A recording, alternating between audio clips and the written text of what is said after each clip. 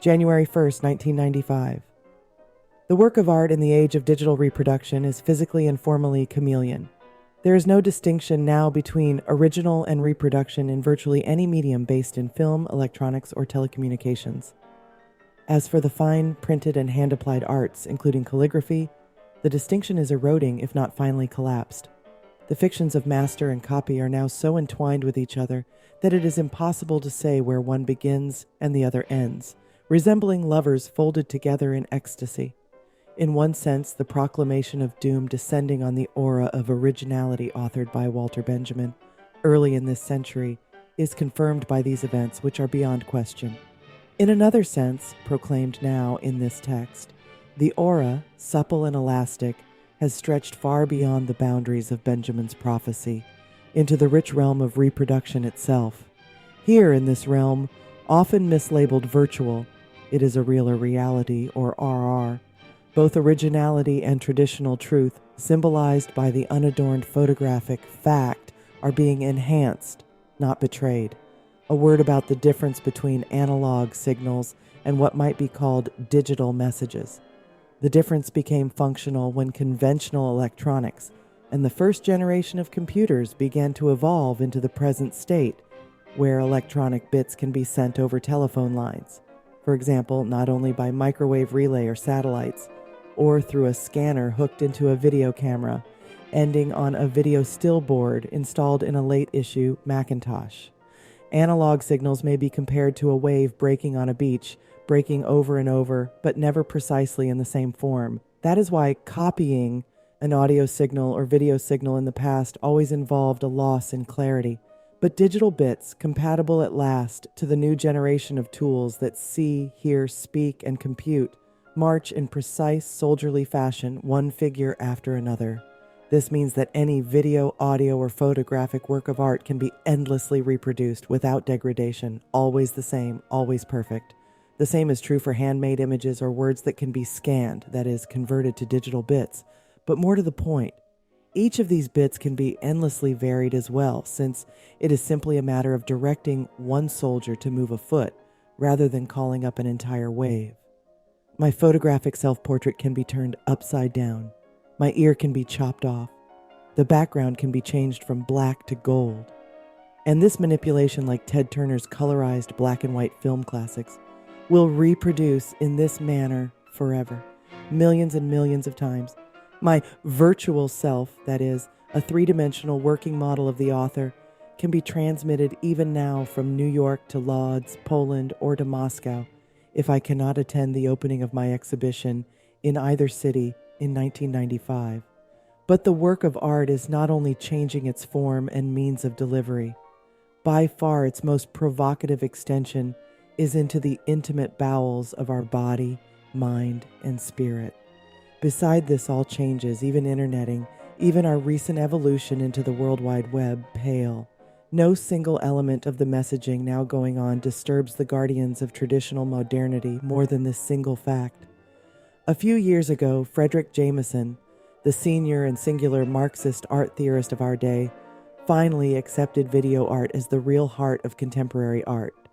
But he complained rightly about its inability to foster communication of any kind. Yet now we see communicative networks ribbing the globe. You and I online are strapped down, maybe, like Prometheus, by a web of incisive personal signals. Or are we being raised by these messages, like Lazarus from the dead past? Now you know perfectly well that Jameson and his colleagues will shortly proclaim this new and highly intensive messaging as improper material for high art. This is precisely what they told me and my friends in the 1960s about video. Jameson and company won't be moved by the Queen of Touch, whose real name I don't know and don't need. She signaled me 3 nights ago as I began to think about this piece and wired, art in the traditional realm is a commodity that must pretend to universality, they tell us from kindergarten on. It must reach out to touch many fingers, not just yours or mine.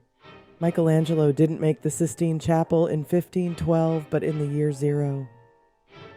Yet more is at issue here than simply reproducing or mimicking the art of the hand. The mind is at issue too, most of all in the premises and perceptions it will now inexorably bring to both art and life, to that sacred line between original and fake.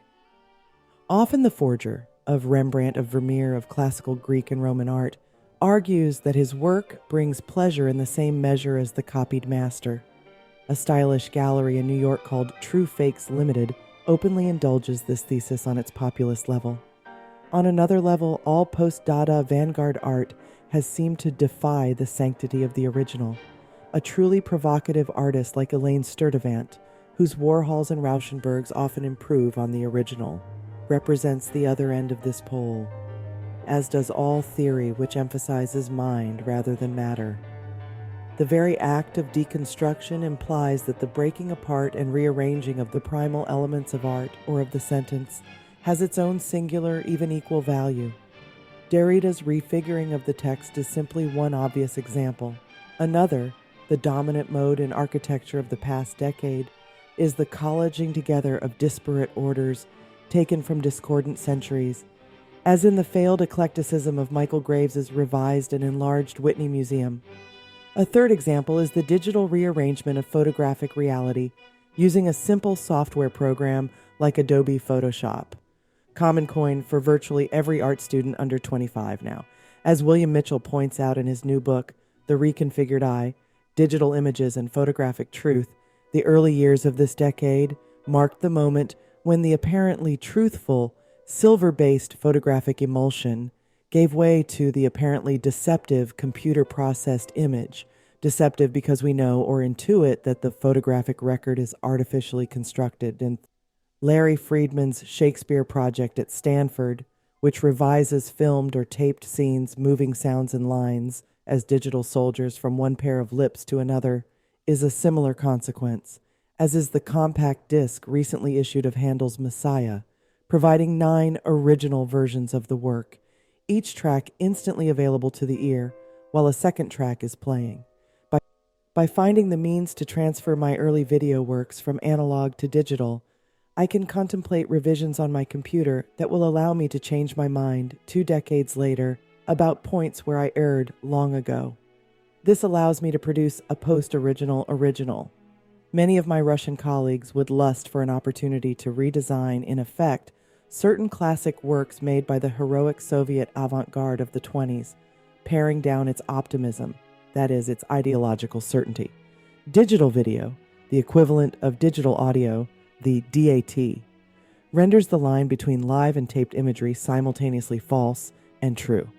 With a Sony 8mm Handycam, the TR-81, for example, now available on the street for less than $500, it is impossible to see the difference between the live close-up of a face and a taped close-up, even after it has been transferred several times between camera and VCR. Here in New York, at the Astor Place Theater, the Blue Man Group, an ensemble that has rendered performance art into highly accessible theater, plays constantly on the ambiguity of live and taped through the medium of a portable camera and a large mural-sized screen poised on the lip of the stage. When the group disappears off stage, the audience is never sure whether its antics behind the curtain, labeled live on the screen, are live or dead, that is, pre-taped. In QuickTime, computer networking, and the phenomenon of compressed video, we see yet a further squeezing of now and then, here and there, what is real or original, what is manipulated or artificial. Here the act of transforming and digitizing live long-distance video signals sent from Moscow to Los Angeles, for example, allows us the luxury or deceit of distorting, toning, and stretching verbal and visual messages when they are filed and stored on the computer terminal. The work of a primal filmmaker like Vertov can be received, deconstructed, or rearranged, then archived. Later, if we wish, the original signal can be represented in the pure black and white sequential state first intended. The compression of the video signal allows at this moment an even purer and cleaner signal to be sent over a dedicated phone line from Russia to the United States or in reverse.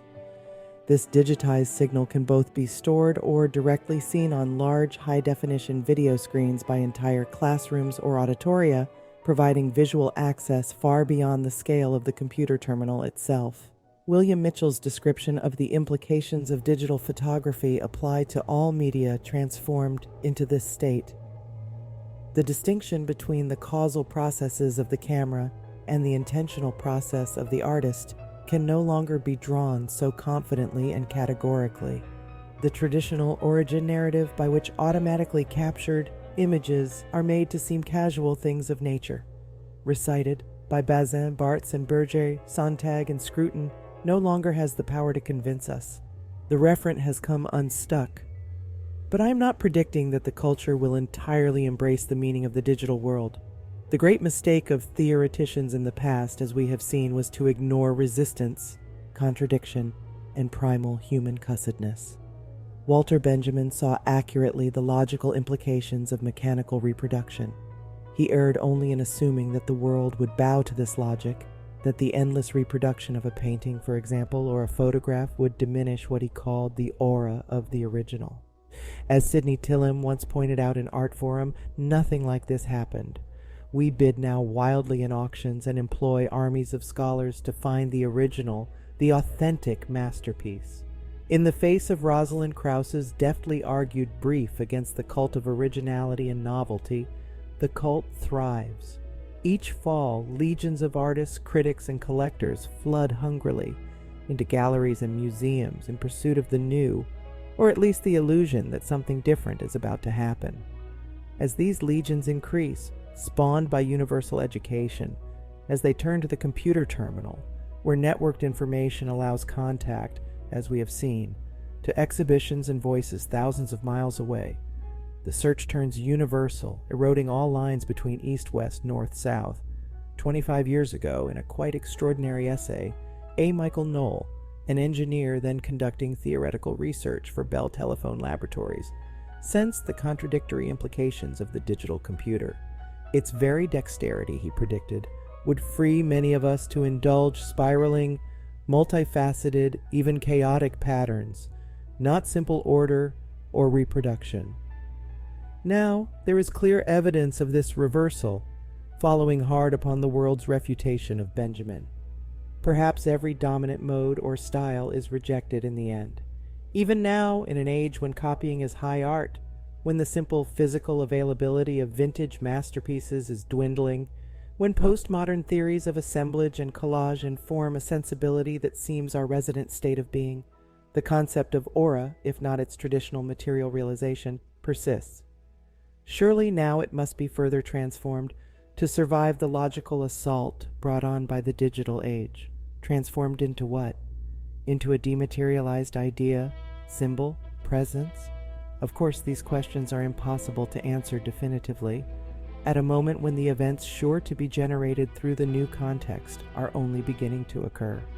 They are nonetheless pressing enough to warrant the hazard of a guess, informed at once by the elite culture, by vulgar analogies in the popular culture, and by the demographics of the century now coming to a close.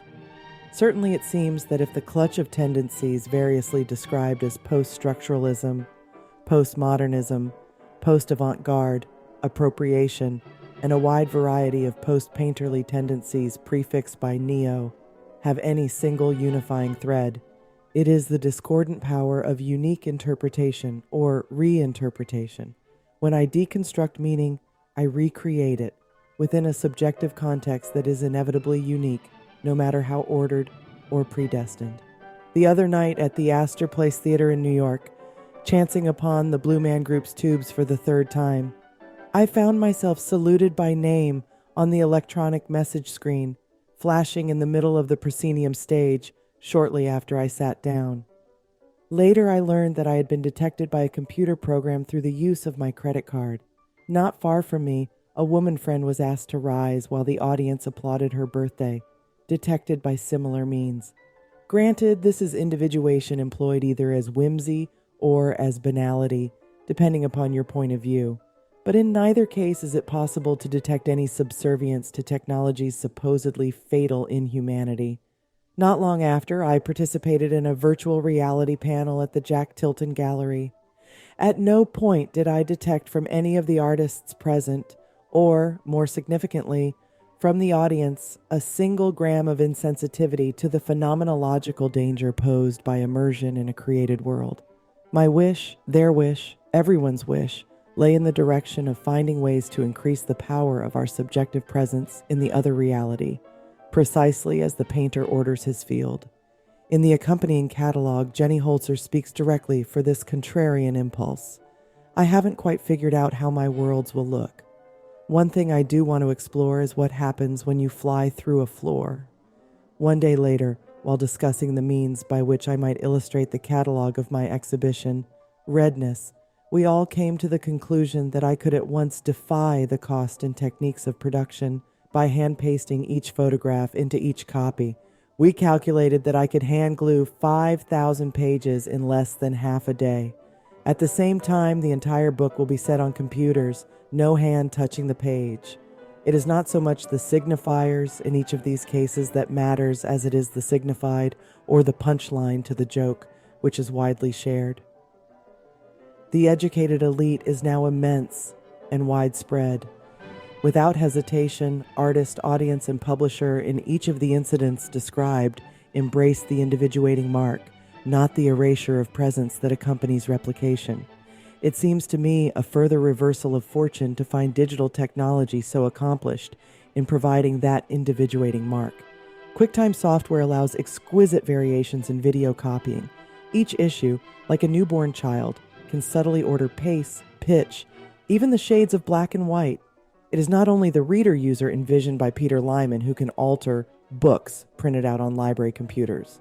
So can the proprietors of handheld Newtons and Sharp Wizards, soon able to call up entire videos and films as well as books, edit them, and pass them on.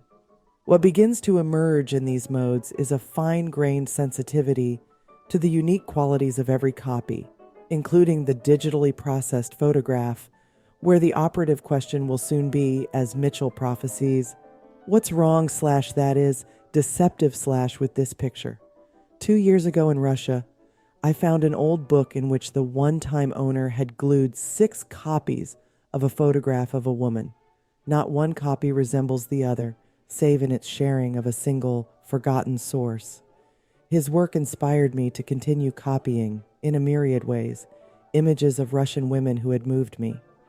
In the past few years, Lucio Pozzi has been reperforming his original performances in New York with the aid of the Dia Foundation, among other sources, never conceding the slightest indication to the audience that they are old or revised versions of an allegedly superior original. Each time he performs, the work is imminent for those in position to see it. The Roman numerals beside so many of our popular films, Back to the Future 2, are vulgar signifiers of what I'm trying to say. It is the repetitive copy that is dead, not the original. The one and the other are not separate, but together. For these and various other reasons, the supposedly indomitable powers of mindless collectivization and reproduction threatened throughout this century do not seem at its end to be an ascendant. Rather, we respond to the reverse, which poses its own dilemmas. We reach through the electronic field of ease that cushions us like amniotic fluid, through the field that allows us to order, reform, and transmit almost any sound, idea, or word toward what lies beyond, toward the transient and ineffable, a breath for one example, a pause in conversation for another, even finally, the twisted grain in a Xerox photograph or videocassette. Here is where the aura resides, in the originality of the moment when we see, hear, read, repeat, revise, not in the thing itself. Hey, cutie pies. Well, that was a fun reading. I like to do these art history readings because I feel like every single one of them puts like our perspective of where things are into context. And I feel like this one was really informative. I would love to get your thoughts and insights about this particular work, and like, subscribe, do your interaction thing. If you hate it, click the hate button. If you like it, hit the like button. And leave a comment, do the button thing. I'm sure there's like so many buttons on this page. You can just click buttons and get it all done